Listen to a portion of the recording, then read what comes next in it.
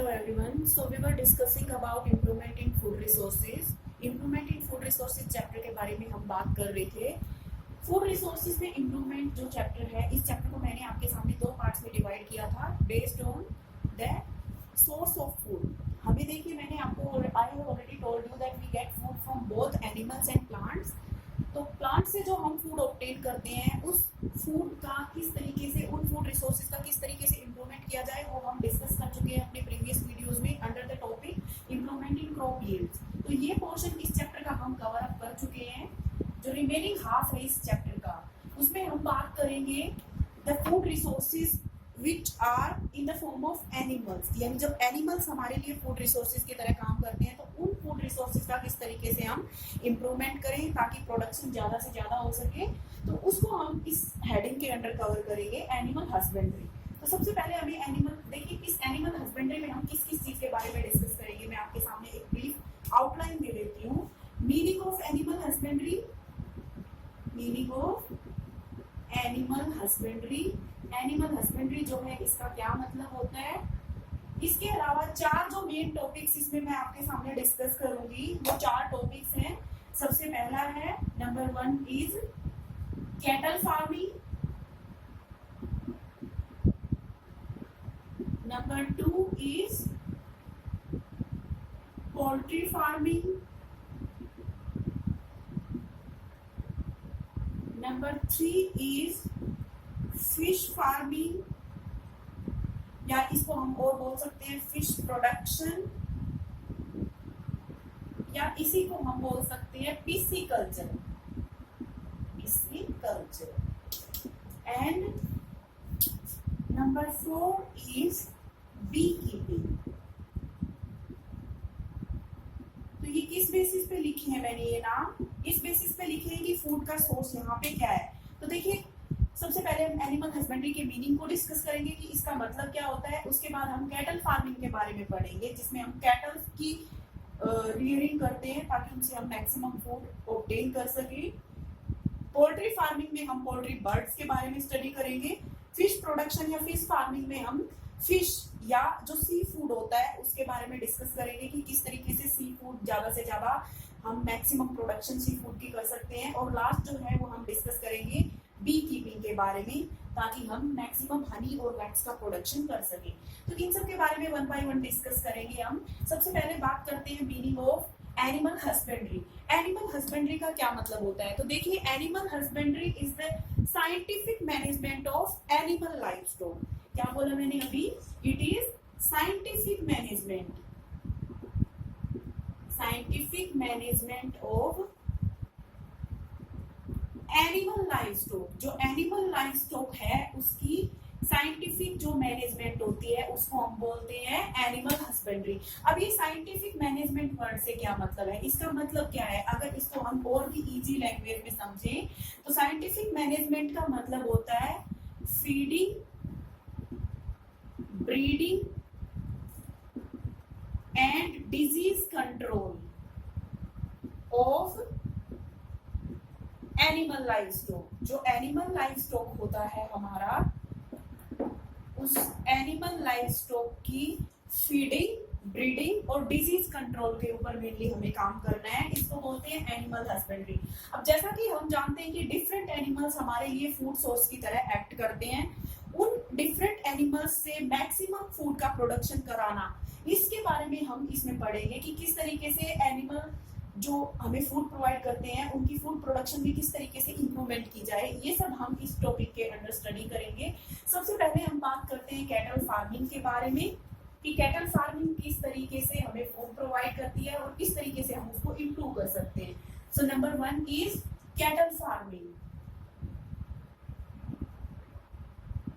Cattle farming. Cattle से क्या मतलब है? कैटल से मतलब ये है कि यहाँ पे हम बात कर रहे हैं बुफेलो के बारे में. Buffaloes, cows, goat and sheeps. Mainly हम इनके बारे में बात कर रहे हैं. इनकी feeding, breeding and disease control हमें कैटल फार्मिंग में देखना है. तो फीडिंग, ब्रीडिंग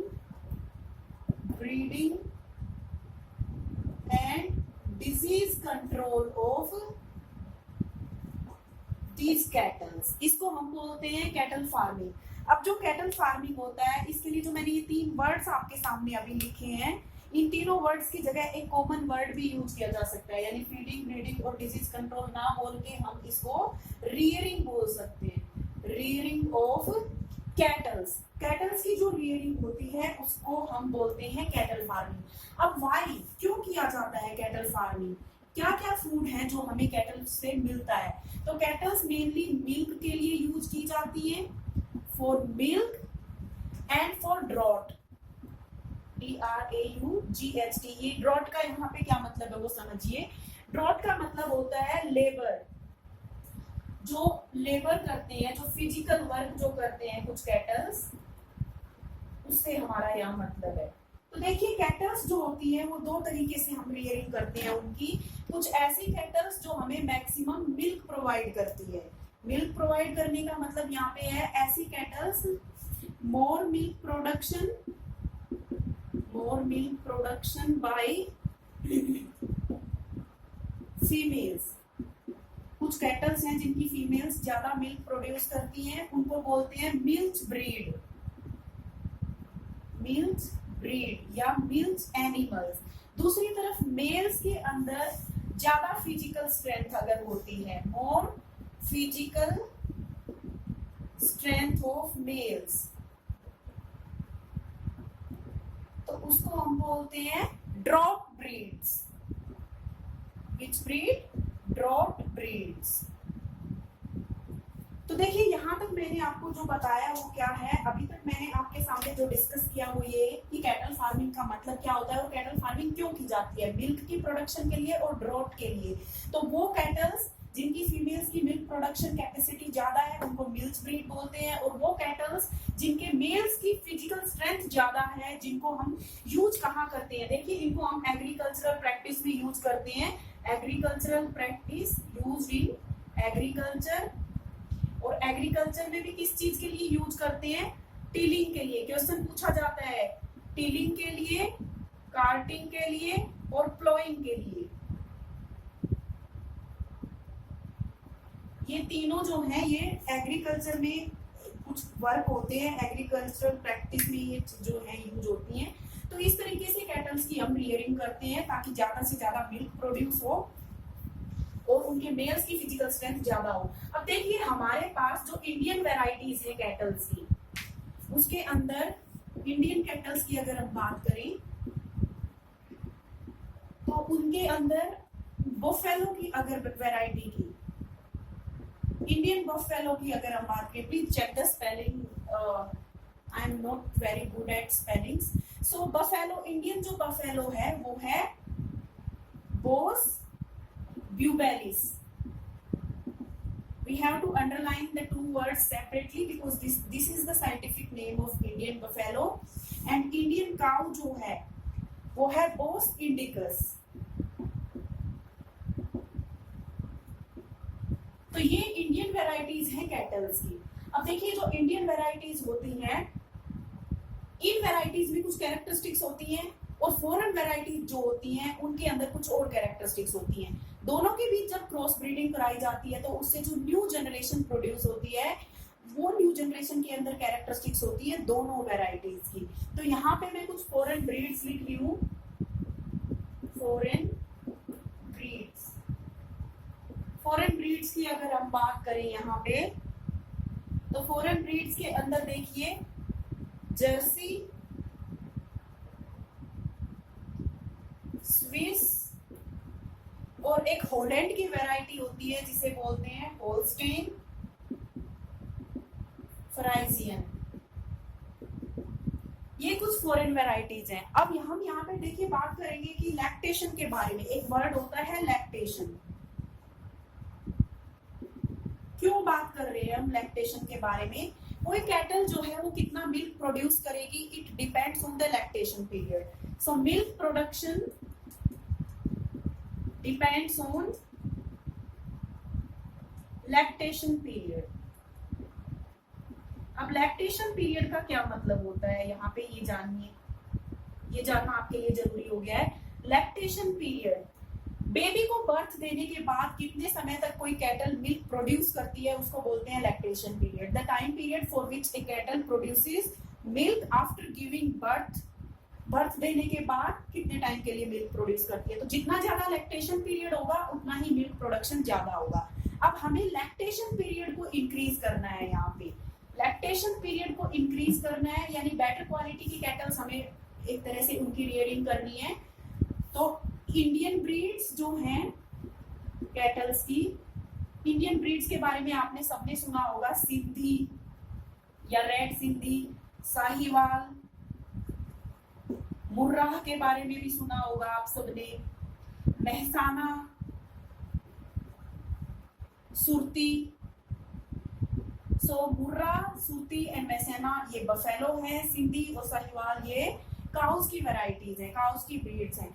इन सारी इंडियन ब्रीड्स का हाई लैक्टेशन पीरियड होता है, यानी कि इनका इनके अंदर डिजीज रेजिस्टेंस की प्रॉपर्टी हाई होती है, हाई डिजीज रेजिस्टेंस। जबकि जो उधर मैंने बात की फॉरेन वैरायटीज के बारे में, फॉरेन ब्रीड्स या इन्हीं को हम एक्सोटिक ब्रीड्स भी बोलते हैं। एक्सोटिक ब्रीड्स के अंदर मोर लैक्टेशन पीरियड होता है, मोर लैक्टेशन पीरियड, यानी ये मिल्क प्रोड्यूस ज्यादा समय के लिए करती हैं। तो इंडियन कैटल ब्रीड्स की और फॉरेन कैटल ब्रीड्स की जब हम क्रॉसिंग कराते हैं तो उससे जो न्यू जनरेशन हमें मिलती है, उस न्यू जनरेशन में दोनों की कैरेक्टरिस्टिक्स होती है, यानी उनकी डिजीज रेजिस्टेंस कैपेसिटी भी हाई होती है और उनकी लैक्टेशन पीरियड जो है वो भी हाई होता है। तो यहाँ तक हमने बात की कैटल फार्मिंग के बारे में कि किस तरीके से कैटल्स के अंदर मिल्क के प्रोडक्शन को इंक्रीज किया जा सकता है। तो हमें बेसिकली मिल्क प्रोडक्शन को इंक्रीज करना है। We have to basically increase the total milk production to increase total milk production या total food production from cattle। तो तीन तरीके से ये हम मेनली तीन तरीके से इस पे काम करेंगे। जो नंबर 1 था हमने वो बात की, वो थी क्रॉस ब्रीडिंग की, डिफरेंट इंडियन और एक्सोटिक ब्रीड्स के बीच हम क्रॉसिंग कराएंगे। सेकंड जो है वो है मेंटेनेंस। मेंटेनेंस से यहाँ पे मतलब है कि शेल्टर जो है वो कैसा हो कैटल्स का। तो well ventilated and clean and well ventilated shelter हम अगर यूज करेंगे तो कैटल्स की हेल्थ अच्छी रहेगी और मिल्क प्रोडक्शन को प्रॉपर करेंगे। थर्ड जो पॉइंट हम यहाँ पे डिस्कस करेंगे वो डिस्कस करेंगे फूड रिक्वायरमेंट्स। फूड रिक्वायरमेंट्स अगर कैटल्स की अच्छी होगी तो उससे भी हम मिल्क प्रोडक्शन को इंक्रीज कर सकते हैं। अब फूड रिक्वायरमेंट में देखिए दो तरीके का फूड हम कैटल्स को देते हैं। एक फूड होता है maintenance requirement food, maintenance requirement food, और दूसरा जो फूड होता है lactation period food. Maintenance requirement के लिए जो फूड होता है वो ऐसा फूड होता है जो किसी भी कैटल की नॉर्मल लाइफ को कैरी आउट करने के लिए सफिशिएंट होता है। जबकि लैक्टेशन पीरियड में हमें कैटल्स को स्पेशल फूड देना होता है ताकि मिल्क प्रोडक्शन जो है वो ज्यादा हो जाए। तो इसी के बेसिस पे फूड दो तरीके का होता है। एक फूड होता है रफेज फूड। रफेज फूड जो होता है उसके अंदर मोर फाइबर्स जो है वो ज्यादा होते हैं। जबकि दूसरे टाइप का जो फूड है वो कंसेंट्रेट होता है। कंसेंट्रेट के अंदर less fibres and more nutrients. Fibres कम होंगे और न्यूट्रिएंट्स जो है वो ज्यादा होंगे। तो इस तरीके से इन तीन मेन पॉइंट्स को हम फॉलो करके कैटल फार्मिंग को इम्प्रूव कर सकते हैं, कैटल से ज्यादा मिल्क प्रोड्यूस करवा सकते हैं।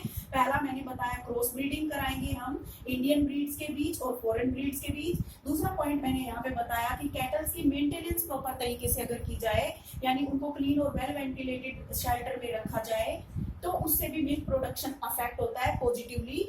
और उसके बाद मैंने आपको बताया कि फूड रिक्वायरमेंट को अगर प्रॉपर तरीके से हम ऑब्जर्व करें, प्रॉपर फूड रिक्वायरमेंट्स फुलफिल करते रहेंगे कैटल्स की, उनकी रिक्वायरमेंट के अकॉर्डिंग अगर उनको फूड देंगे तो उससे भी मिल्क प्रोडक्शन को हम इंक्रीज कर सकते हैं। अब इसी के अंदर कैटल फार्मिंग के अंदर एक और जो चीज मैं आपके सामने डिस्कस करना चाहती हूँ वो ये कैटल्स की हेल्थ और डिजीज के बारे में। तो देखिए कैटल्स जो होती हैं, एक नॉर्मल जो कैटल है, जो डिजीज फ्री कैटल है, उस कैटल के अंदर उसकी पोस्चर प्रॉपर होगी और उसकी फीडिंग हैबिट्स भी प्रॉपर होगी। लेकिन जब भी कैटल्स में कोई डिजीज अराइज होते हैं तो उनका एक तो फूड हैबिट्स चेंज हो जाती हैं। डिजीजेस इन कैटल्स, कैटल्स के अंदर वायरल डिजीजेस भी होते हैं, बैक्टीरियल डिजीजेस भी होते हैं कैटल्स के अंदर, फंगल डिजीजेस भी होते हैं, पैरासिटिक डिजीजेस भी होते हैं कैटल्स के अंदर। और पैरासिटिक डिजीज में एक्टोपैरासाइट्स भी होते हैं और एंडोपैरासाइट्स भी। एक दो डिजीज के नाम मैं आपको यहाँ बता रही हूँ जो जनरली क्वेश्चन पूछ लिए जाते हैं एग्जाम्स में। वायरल डिजीज, एक डिजीज होता है जिसे बोलते हैं फुट एंड माउथ डिजीज। ये डिजीज कैटल्स के अंदर वायरस के द्वारा फैलाया जाता है। बैक्टीरियल डिजीज की अगर हम बात करें तो इसका सबसे कॉमन एग्जांपल है एंथ्रेक्स। कैटल्स के अंदर एंथ्रेक्स डिजीज जो है बैक्टीरिया के द्वारा फैलाया जाता है। पैरासिटिक डिजीज की अगर हम बात करें तो पैरासिटिक डिजीज में देखिए एक्टोपैरासाइट्स, कैटल्स की बॉडी के ऊपर जो पैरासाइट्स प्रेजेंट होते हैं उनको एक्टोपैरासाइट बोल रहे हैं। वो ब्लड सक करते हैं कैटल्स का एक तरह से और स्किन से रिलेटेड प्रॉब्लम्स कॉज करते हैं। जबकि एंडोपैरासाइट्स, जो पैरासाइट्स कैटल्स की बॉडी के अंदर रहते हैं जैसे कि वर्म्स वगैरह, वो कैटल्स के डाइजेशन से रिलेटेड प्रॉब्लम्स कैटल्स के अंदर कॉज करते हैं। तो इस तरीके से इंप्रूवमेंट इन फूड रिसोर्सेज, जो एनिमल हस्बेंड्री हम पढ़ रहे हैं, उस एनिमल हस्बेंड्री में हमने डिस्कस कर लिया है कैटल फार्मिंग। तो यहाँ पे मैंने जो 4 चीजें आपको बताई थी एनिमल हस्बेंड्री में, उनमें से जो पहली जो चीज थी, पहला जो पॉइंट था कैटल फार्मिंग को हम यहाँ डिस्कस कर चुके हैं। उसके बाद नेक्स्ट हम बात करेंगे पोल्ट्री फार्मिंग के बारे में। Number 2 is poultry farming.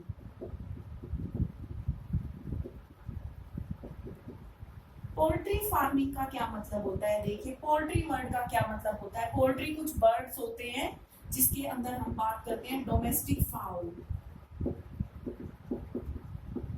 Domestic foul और हैन, गीज, इनकी जो है फीडिंग, ब्रीडिंग और इनकी डिजीज मैनेजमेंट को हम बोलते हैं poultry farming.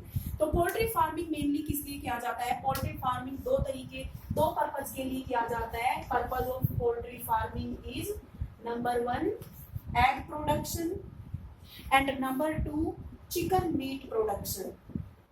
These are the 2 foods that we obtain from poultry birds. Poultry bird से हमें एग्स मिलते हैं और उनसे हमें चिकन मीट भी मिलती है।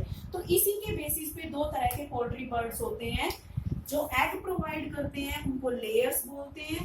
लेयर्स आर एग प्रोवाइडर्स, जो हमें एग प्रोवाइड करते हैं। दूसरी तरफ ब्रॉयलर्स जो होते हैं, ब्रॉयलर्स का काम होता है हमें चिकन मीट प्रोवाइड करना, टू प्रोवाइड चिकन मीट। तो इस तरीके से 2 कैटेगरीज में मैंने यहाँ पे डिवाइड कर दिया है पोल्ट्री बर्ड्स को। ब्रॉयलर्स मीट के लिए और लेयर्स जो होते हैं वो होते हैं एग्स के लिए। अब किस तरीके से इंप्रूव किया जा सकता है, कैसे हम इंप्रूव करें पोल्ट्री फार्मिंग को, किस तरीके से हम मैक्सिमम एग और मीट ऑब्टेन कर सकते हैं? तो उसके लिए हम इंडियन ब्रीड को फॉरेन ब्रीड के साथ ब्रीड कराएंगे, उसकी इंटरब्रीडिंग कराएंगे। सो इंडिजिनस का मतलब होता है the breed which belongs to our own country. Indigenous या इंडियन ब्रीड ये होता है असील। एंड फॉरेन ब्रीड या एक्सोटिक ब्रीड, इसमें है लेग होल, व्हाइट लेग होल।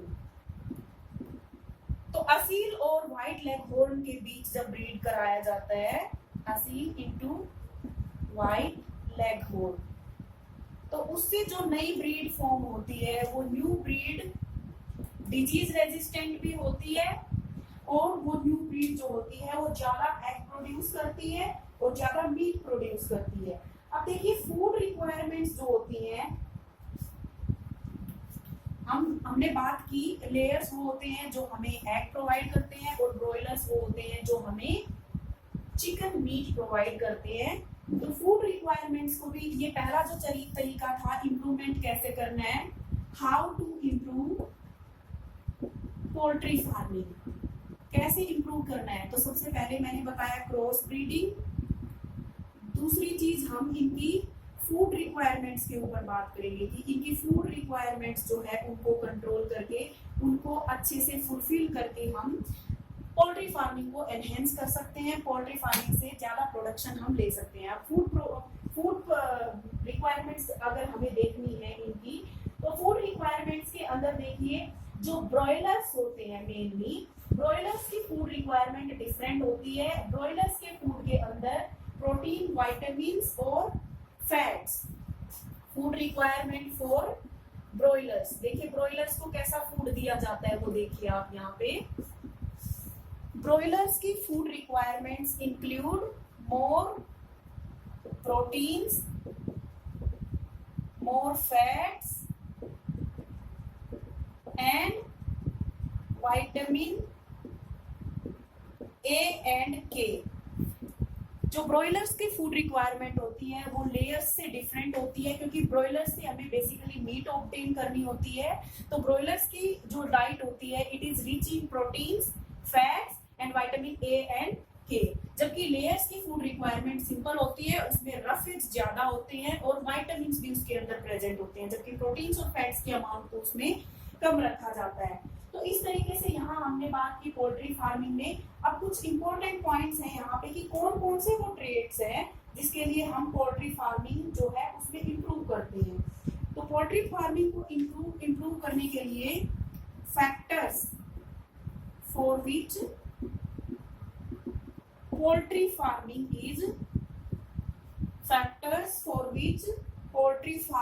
is enhanced। तो सिंपल सी बात है, सबसे पहली चीज तो यही कि हमें यील्ड ज्यादा चाहिए, एग्स का नंबर ज्यादा हो, जो चिक्स नए प्रोड्यूस हो रहे हैं उनका नंबर ज्यादा हो, एग और जो नए चिक्स प्रोड्यूस हो रहे हैं वो डिजीज से रेजिस्टेंट होने चाहिए। डिफरेंट टाइप के जो डिजीज होते हैं, डिफरेंट टाइप की एनवायरमेंटल कंडीशंस होती हैं, उनसे वो रेजिस्टेंट होने चाहिए।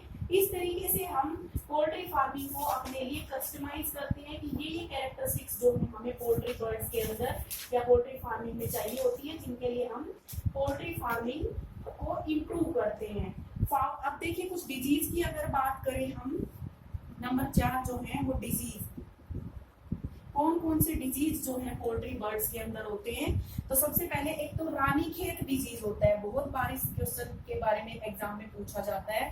रानीखेत नाम का एक डिजीज होता है जो कि पोल्ट्री बर्ड्स में होता है। ये डिजीज वायरस के द्वारा कॉज किया जाता है। इसके अलावा fowl pox, fowl cholera, fowl pox, fowl cholera, ये सारे कुछ डिजीज हैं जो पोल्ट्री बर्ड्स के अंदर देखने को मिलती हैं। तो एनिमल हस्बेंड्री में मैंने आपको 4 चीजें बताई थी। Number 1 cattle farming, number 2 poultry farming. अब मैं यहीं पे स्टॉप करती हूँ इसको। कैटल फार्मिंग और कैटल फार्मिंग और पोल्ट्री फार्मिंग हम डिस्कस कर चुके हैं। नेक्स्ट वीडियो में हम बात करेंगे फिश प्रोडक्शन और बी कल्चर के बारे में। So I stop here and in next video we will discuss about fish farming and beekeeping।